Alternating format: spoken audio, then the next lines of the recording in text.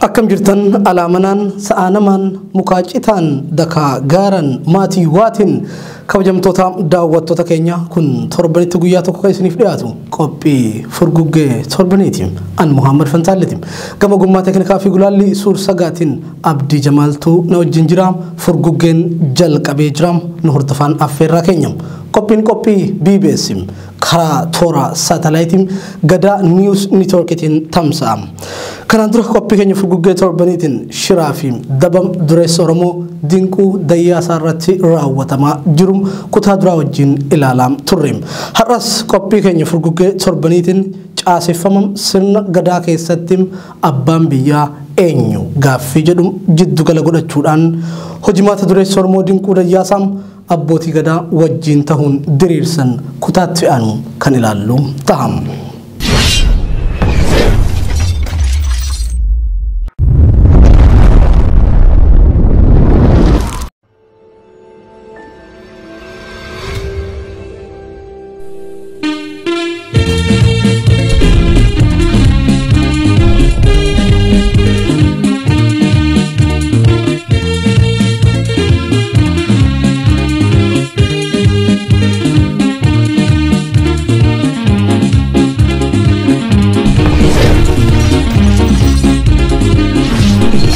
Sirna gadaa keessatti abbaan biyyaa eenyu caaseffama sirna gadaa dureessa Oromoo dinquu dayyaas adda durummaadhaan sossoosaa jiru keessatti qooda fudhattoota abbootii gadaarraa maqaa isaanii isiniif kaasitan gara ijoo dubbiitti gattarkaanfadha. Inni duraam abbaa gadaa Goobana Hoolaa abbaa gadaa Tuulamaa fi barreessaa gamtaa abbootii gadaa Oromoo lammeessoon abbaa gadaa Jiloo Mandhoom abbaa gadaa Gujii fi durataa gamtaa abbootii gadaa sadaffaan abbaa gadaa Kuraa Jaarsoom abbaa gadaa Booranaa fi itti aanaa gamtaa abbootii gadaa Oromoo arfaffaan abbaa gadaa Aliyyii Surur abbaa gadaa Sikkoo Mandoom shanaffaan abbaa gadaa Warqinaa Tarreessaam abbaa gadaa Maccaam jaffaan abbaa gadaa Abdulaziz abbaa gadaa Afran Qalloo torbaffaan abbaa gadaa Shaamil abbaa gadaa Ituu Humbannaa saddeettaffaan abbaa gadaa Gadaa Hawaas abbaa gadaa Karrayyuu fi saglaffaan abbaa Duulaa Dinquu Dayyaasati. Abbaan biyyaa caasaa sirna gadaa keessatti geggeessaa muummee dhimmoota Oromiyaa yookaan Oromoo biyyaa fi qindeessaa caasaa saglii abbaa biyyaati. Abbaan biyyaa qindeessaa biyyaa fi caayaa sagliiti. Abbaa biyyaa jalam qaamota yookaan geggeessitoota sagaltu jira isaanis saglii abbaa biyyaa jedhamu. Sagliin abbaa biyyaa hoo eenyu fa'a? Inni duraam abbaa gadaa muummee yookaan yeroo ammaa abbaa gadaa Goobana Hoolaa lammeessoon immoo abbaa Duulaa obbo Dinquu Dayyaas sadaffaan abbaa Mudaa afraffaan abbaa Langaa shanaffaan haadha Siinqee jaffaan Yuuba Duraam torbaffaan Yuuba lammeessoom hayyuu fi saglaffaan immoo buleessa jennam. Saglan kun saglii abbaa biyyaa jedhamu. Haaluma kanaan saglii abbaa biyyaa ta'uun kan sirna gadaa Oromoo geggeessaa jiran yeroo ammaa abbaa gadaa Goobana Hoolaa barreessaa gamtaa abbootii gadaa abbaa Duulaa Dinquu Dayyaasaa Yuuba Duraam obbo Bayyanaa Sanbatoom Yuuba lammeessoom obbo Laggasaa Nagahoom hayyuun immoo obbo Abarraa Tolaa ta'uun hojii geggeessummaa sirna gadaa hojjechuu irratti argamu. Caasaa saglii abbaa biyyaa keessaa akka fakkeenyatti abbaa Duulaa Dinquu Dayyaasaa yoo fudhanne yeroo ammaa hojii gurguddaa hojjechuun sirni gadaa Oromoo bifa haarayaan qindoomee guutuu Oromiyaatti akka ciminaan socho'u eenyu olitti wareegama barbaachisu kaffalee adda durummaan hojjechaa jira. Dinquun nama sabaaf dhalate nama sabaaf jiraatudha. Kanammoo afaanin osoo hin taane kallattii adda addaatiin qabatamaan hojiin lafarratti mirkaneessee gootama agarsiisedha. Sodaa tokko malee hojiidhaan qabatamatti saba kana bira dhaabbachuudhaan hanga namni tilmaamu olitti tahee argamuudhaan goota yeroo ammaatti fakkaataa hin qabnedha. Arjaa fudhachuu caalaam kennuutti gammadu. Nama gargaaruudhaan namni kasaree injira jedhee yaadu ani gizee hundaan nan qarqaara waaqayyo inuma naa guuta. Bakka nagammachiisa yookaan kennu kan fudhadhurra yookaan namaa kennuun gammada. namni gizee fudhatu gammaduu danda'ate ani gizeen kennu na gammachiisa. Akkuma kanaan duram qophii keenya furguggeetiin daawwattoota keenyaaf gabaasnee turreem obbo Dinquun abbaa duulaa waliigalaa Oromoo kan Odaa 5 yeroo ammaa kan ta'an isaan jalammoo abbootii duulaa 5 kan Odaa 4 ijaaramuun akka jiran ibsinee turreem. Haluma kanaan sagliin abbaa biyyaa hundumtuu caasaa mataa isaanii qabu jechuudha. Kunis akkuma abbaan duulaam 5 of jalaa qabu abbaan gadaas 5 of jalaa qaba jechuudha. Caaseffamam sirna gadaam karaa ammayyaan Finfinnee irratti diriirfame san ol guddisanii wixineessuun sadarkaa Oromiyaatti hoom caaseffama akkamiitu diriiruu qaba waan jedhu irratti hojjetan obbo Dinquu Dayyaas. Akkuma abbaan duulaa 5 of jalaa qabu abbaan gadaatis caaseffama 5 of jalaa qaba jechuudha. Caaseffama kanas qalbii guutuun hordofuun hubannoom caaseffamichaam haa gabbifannu qophii furguggeetiim hafuura baafanneet walitti deebina.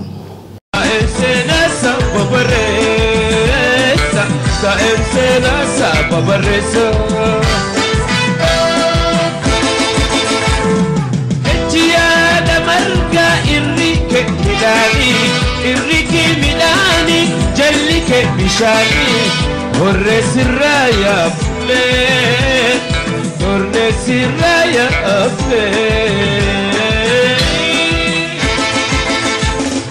Nechia da marca irrike midani, jellike shani.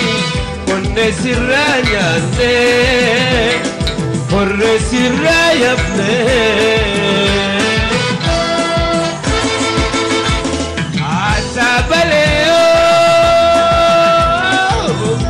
Baleo, pura maleo, asa baleo,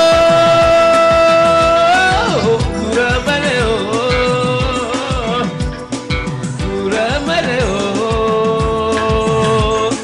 karaman ni bageda esa.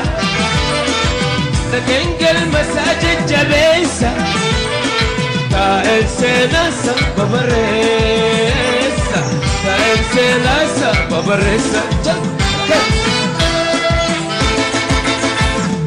fal ana jabade gatu gurgure tubi sena tubi afarfi walla la nurra gore bekam bekum sanufure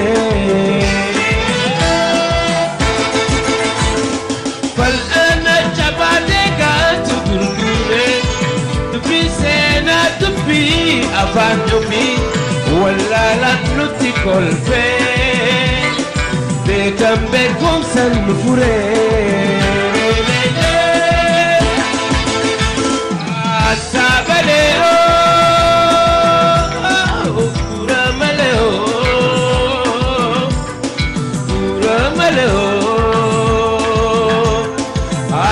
Baleo, pura maleo, karaman ni bagada esa, tagengel masajid jabesa, ta ensenasa babaresa, ta ensenasa babaresa. Otolle ulen jabe kanabba gadan jabu otolle ulen jabe kanabba gadan jabu beka irra kunne male senan hisan kabu otolle ulen jabe kanabba gadan jabu otolle ulen jabe kanabba gadan jabu beka irra kunne male senan hisan kabu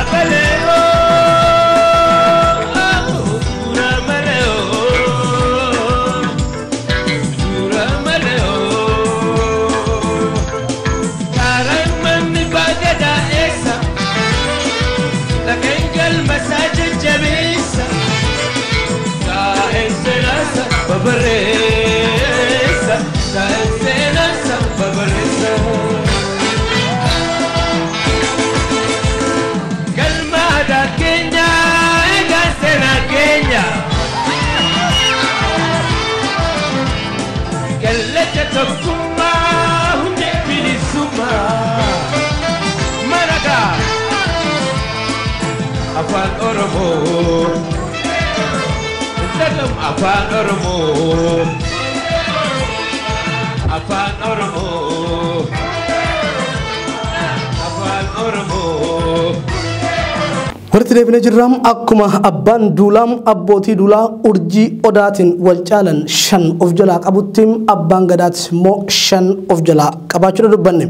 Isaanis abbaa gadaa muummicha jalam abbootii gadaam kan odaa 5 Oromoo bulchantum jira jechuudha.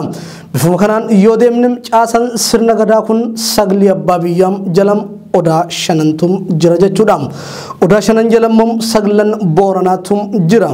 Saglan Booranaa jalammoo abbootii araddaa yookaan abbootii gandaatum jira. Wanti beekamuu qabu garuu namni tokko caasaa abbaa biyyaa keessa yoo jiraates gadi bu'ee caasaa saglan Booranaa keessattis muudamuu ni danda'a. Saglan Booranaa yoo jennum abbaa gadaam head of gadaa state abbaa gadaam yookaan abbaa bokkuu jedhamuunis ni beekama. Kunis mallattoom gadoomaa kan ta'e bokkuu waan qabatuufidha. Ni lammaffaan immoo abbaa duulaa yookaan head of defense. Inni sadaffaan abbaa seera yookaan judiciary yookaan immoo seera gadaa kan tumu yookaan seericha kan baasu.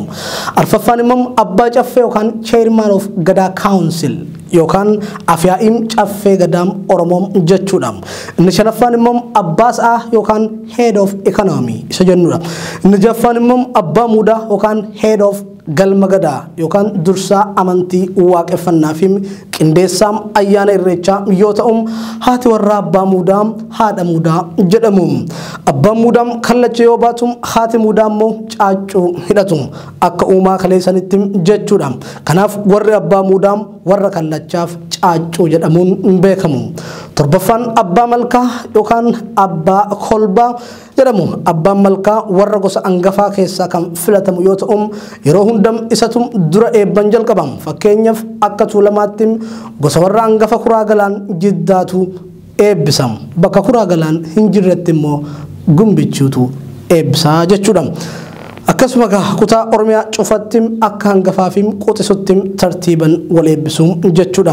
Inni saddeettaffaan immoo abbaa murtii yookaan hiiktuu seeraa odaa 5 kan gadaa Oromoo jennaani. Abbaa murtii akka naannoo tuulamatti caffee taa'essa jedhamuun beekama.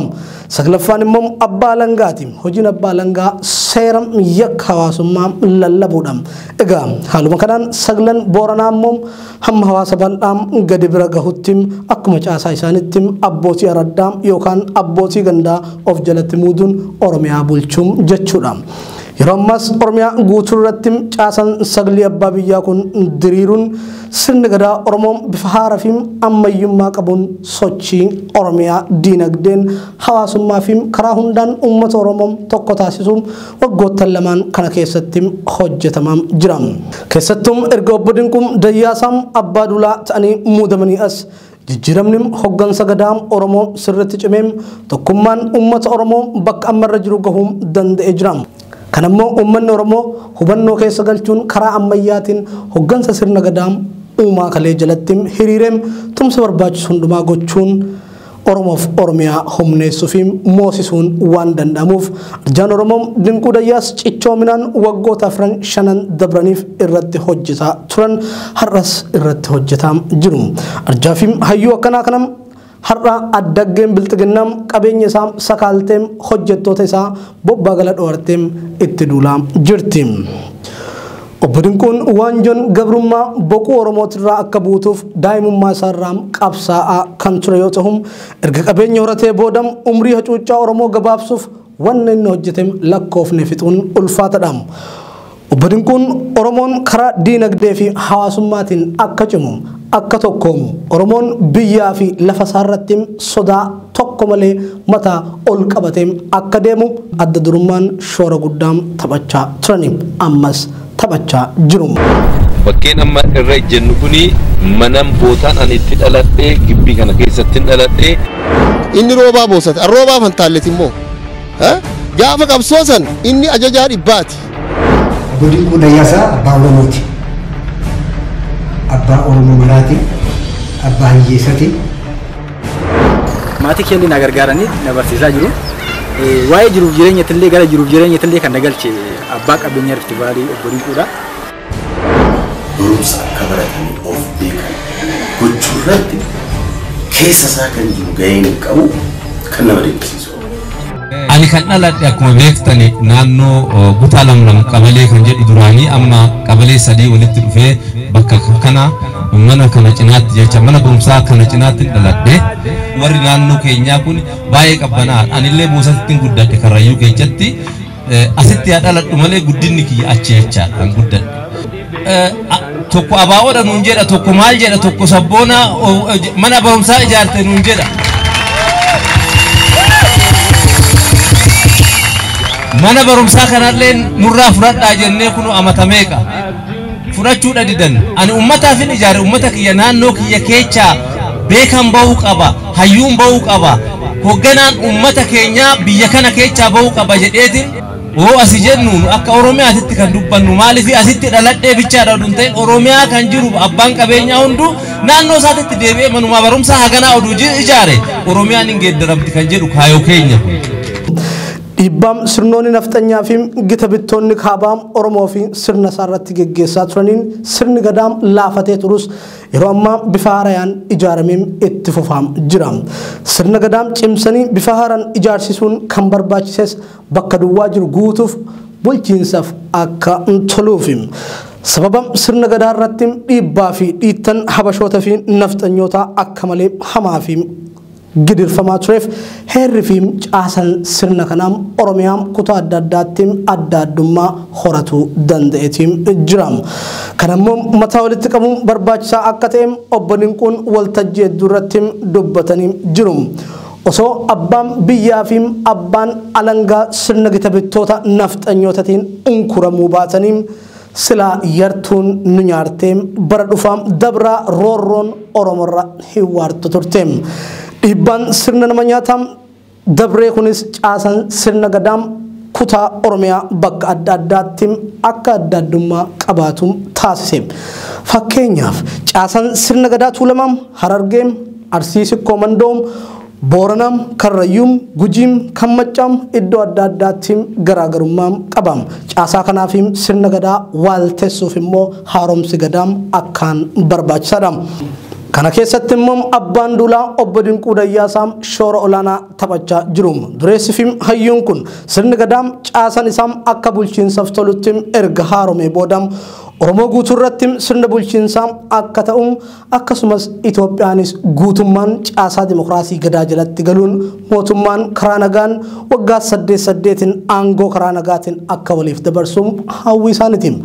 Ayyaanni gadaam ayyaanni ulfoo Oromtichaam jabaa waan ta'eef milkaa'inni Oromootis karaa kana dhufa ayyaanni jedhum abbaa duulaa Dinquu Dayyaas dabalateem keessa abbootii gadaa Oromootiin amantaa uumeetiin jiram. Kanarrattis takkam dadhabem hifadhe osoon jedhin hojjechaa jirum hojii boonsaa hojjechaa jiran kanaaf immoo goonni fi arjaan Oromoo obbo Dinquun uummata Oromoo fi dhaloota boruurraa galatam guddaa qabu. Kun kallattii ijaaraman sirna gadaa qofaan osoon taane karaa Universitiin Rift Valleytiin barnoota dabalateem karaa biroon immoo dargaggoota waldaan gurmeessee diinagdeedhaan utubuun artistoota gurmeesseem gargaaruun akkuma qophii keenya dabrerraa laalaa turtan artistoota Oromoo bira dhaabbachuudhaan dhukkubsataa waldaanuudhaan naannoowwan beela fi hongin itti hammaatetti immoo midhaanii fi zayita nyaataa raabsuun nama saba kanaaf jiraatem har'as jiraataa jiru waan ta'eef seenaasaa dubbannee fixuu hin dandeenyu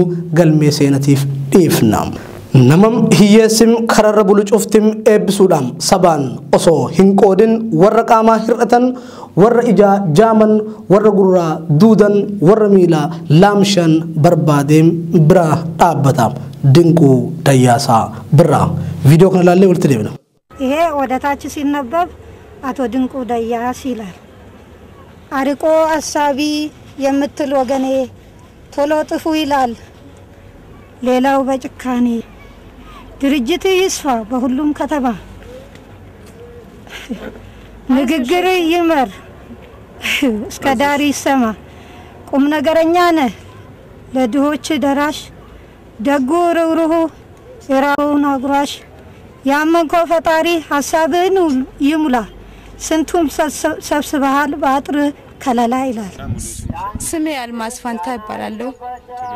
ትውልድ ሀገር ደቡብ ወላይታ ነው ከዛ ነው የመጣሁት እዚህ 7 አመት አልፎኛል እዚህ ከገባው እዚህ ጋር አስቀመጠን ያው ድንኩ ነው እግዚአብሔር እድሜና ጤና ይስጣውንም እኛ ባውኑ ሰዓት ቤተሰብ ብንሄድ እንኳን ባውኑ ሰዓት እኔን የመሳሰሉ ያው ትልቅ ሰዎችም ከኤችአይቪ ቫይረስ ጋር ነው ምንኖረው መድኃኒት ምንጠቀምም አለን ሰብሳቢ ባጣን ከሜዳ ነው ያው እዚህ ጋር እሱ ያስቀምጠን የምንኖረው ማለት ነው እሺ ትውልዴ አርሲ ነው እና ድንቁ መጀመሪያ ጊዜ እዚህ ያሰፈረን አምናሲር ባል መስጠት ብቻ ነው ለድንቁ ምንም ወሳኝ ነገር የለው እግዚአብሔር ይስጠው እሲን ደርቡ አንጋን ደርቡት ቦታ ኑ በርባዴን ውዳቤ በከብራ ሲኑ ቢቱራ ጊዜ በርባዴን ውዳቡ አስመኑ ኑራን ቢያት ኑራ አስነራን ደምተን ጄ አስኑ ተይሲስ waan kana ta'eef jecha kono qutuxuru masajala jirra isumatu nu gargaara amatarra dhufeet manu gargaara gije amat balle jirurra nu gargaara silaamana khiraataate angadaw sila jiraachuu dandeenyu harka nama gannee bulla harka nama khadannee bulla waan kana jecha isumatti qutuxuru masajala jirra isumaan nu gargaara jechuudha gara qabxii keenyaattim gaafan deebum haaluma kanaan oromiyaa guutuurrattim caasan kun diriiruun abbootiin gadaa kutaa hundattuu muudamuun hojii gurguddaan hojjetamaa jira Abbaan Gadaam inni duraam Abbaa Gadaam Goobana Hoolaam Abbaa Gadaa Tuulamaa fi barreessaa gamtaa abbootii gadaa Oromoom inni lammaffaan immoo Abbaa Gadaa Jiloo Mandhoom Abbaa Gadaa Gujii fi dura taa'aa gamtaa abbootii gadaa Oromoom sadeessoon immoo Abbaa Gadaa Kuraa Jaarsoom Abbaa Gadaa Booranaa fi itti aanaa gamtaa abbootii gadaa Oromoom arfaffaan Abbaa Gadaam Aliyyi Surur Abbaa Gadaa Sikkoo Mandoom shanaffaan Abbaa Gadaa Warqinaa Tarreessaam Abbaa Gadaa Maccaam jaffaan Abbaa Gadaa Abdulaziz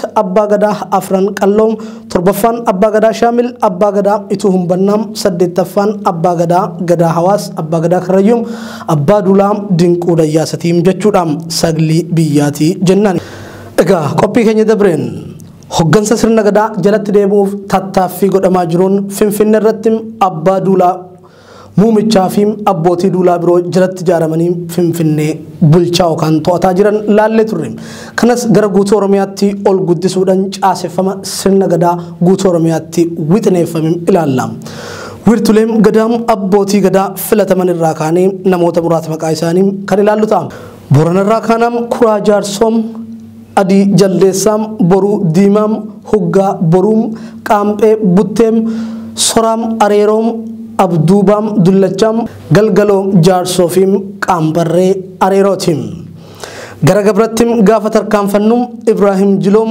Aloo Huggaam Kana Galgaloom Agarsuu Guyyoo fi Ibreen Edeniim gujitti gaafa ceenum Jiloo Mandhoom Surraaleem Goobanaam Qilxaam Girjaam Godaanaam Gammadaam Halaakeem Miidhagaam Nooteem Gannaalee Me'eem Duubeem Godaanafiim Waaree Bariisootiim Sikkoo fi Mandolaallam Aliyyiim Muhammad Surur Haji Muhammad Umar Abuunaam Shee Abdulatiif Umar Muhammad Hasan Juhar Badhaaneem Ida'oom Haji Tusaa Waaqoom Haji Hasoom Guddatoom Dr. Sisaay Kaayyoom Ahmad Galatoom Boonsaa Tufaam Fiim Qaasoom Raabootiim Gariituum Humbannaatti yoo tarkaanfannummoom inni duraam Abbaa Gadaam Shaamil Ahmidoom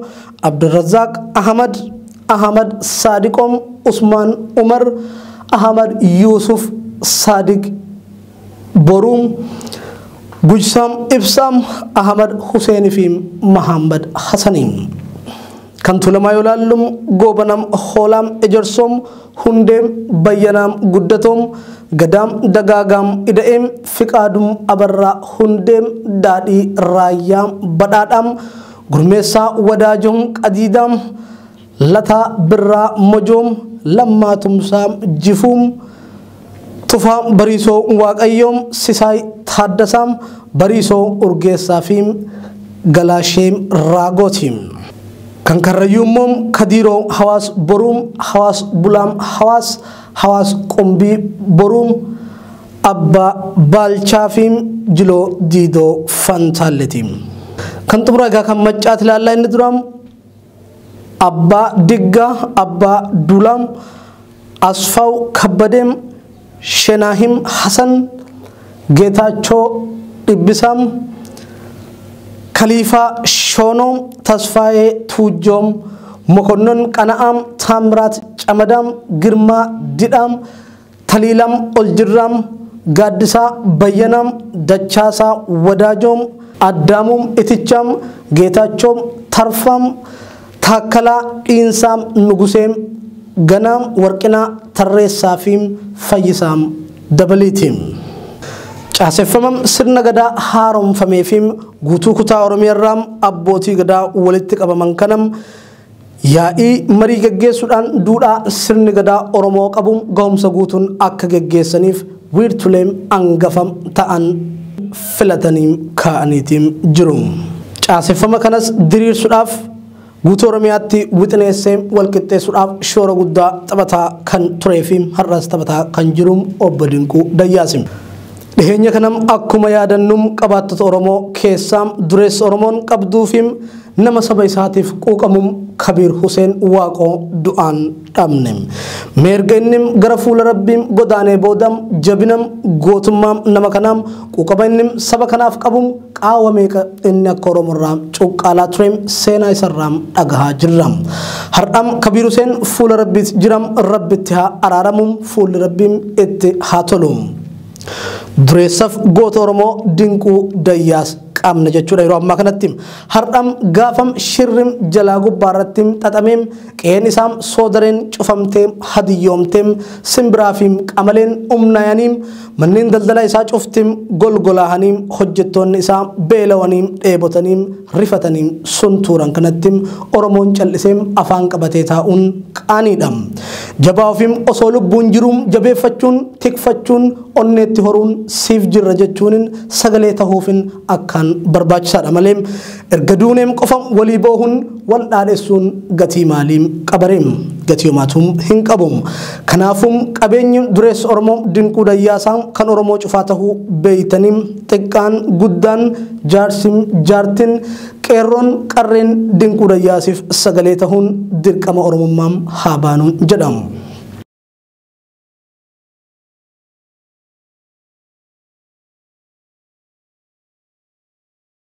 Nama dadhabaa nama immoo harka qal'eeyyiidhaa kana akka itti kennitanii ijanii amma waa'ee akkanaa kana nutti kennanii sanillee haa galatoomanii nutillee amma koruma gandarra jirtu jennee wal qabannee isaanuma wajjin mari'annee waan barbaachisaa ta'e gandootii keessa nama harka qal'eeyyii anilleen akka itti kenninu anillee wannan immoo karaa keenyatti fidan jedhee wannan dhuunfaa kiyyaan qabadhuu miti. Wanti kun nama harka qal'eeyyii qabalee keessa nama qabalee taanee wajjumaan mari'annee haga geetti akka kenninu jeeta waan akkanaa yaada. Isaanillee waan akkanaa kana kanuu godhan haa galatoomanii haa ulfaatanii ijoollee teenyallee immoo kanuu barsiisanii waan guddaa nuu taane waan imalkaatana ammallee waan guddaa isaanii haa ta'u waan toloo isaanii haa ta'u waan nu haa owwaatu waan awwallaalellee waan itti aguutu. Taatu asichi sineeraan akka nu gahettis akka warri malkaa abbaan malkaadhaa akka dandametti haa waliin akka barbaachisan haa guutuu jedhee jenneeti dhaabne maleedhaa sila akkuma dhufee namuu kiiloo 10 illee ta'u fudhatee akka galutti yaadee jira inni. Qabeenyi kiyya kan uummata kiyyaati. Kan naafeera jedhu Oromoo miiliyoonara ta'e miiliyoona lakkaa'uun barbaada. Tolee kabajamtoota fi daawwattoota keenya qophiin furguggeerraaf qabannee dhiyaannes kan hangammaatti nu daawwachaa turtanidha. Qophichi qophii BBC karaa tooram saatalaayitiin Gadaa Niwus Niitworkiitiin tamsa'a. Qopheessee qophii kana kan isiif dhiyeesse an Muhammad Fantaalleetiin gama gummaa kaameraa fi gulaallii suur sagaa fi piroodakshinii bareedaadhaan Abdii Jamaaltuu na wajjin ture. Yeroo gaarii qabaadha.